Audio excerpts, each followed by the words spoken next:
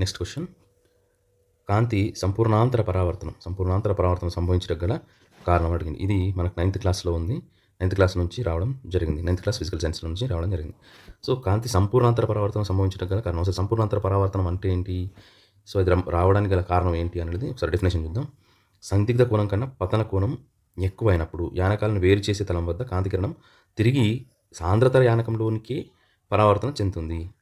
So అలా కాంతి కిరణం అనేది విరళ యానకంలోనికి ప్రవేశించదు. ఈ దృగ్విషయాన్ని మనం ఏమంటున్నాం అంటే సంపూర్ణాంతర పరావర్తనం అని అంటున్నాం.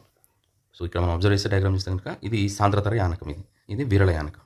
సో కాంతి అనేది సాంద్రతర యానకంలో నుంచి ఇక్కడ ఈ అభిలంబ తలం పైన పతనం చెంది మళ్ళీ సందిగ్ధ కోణం పతన కోణం కన్నా ఎక్కువై వేరు చేసే తలం వద్ద నుండి తిరిగి అదే సాంద్రతర యానకంలోనికి పరావర్తనం చెందితే కనుక దాన్ని ఏమంటున్నాం మనం సంపూర్ణాంతర పరావర్తనం అని అంటున్నాం. సో మనకు ఆప్షన్స్ ఏమి ఇచ్చిందో చూద్దాం.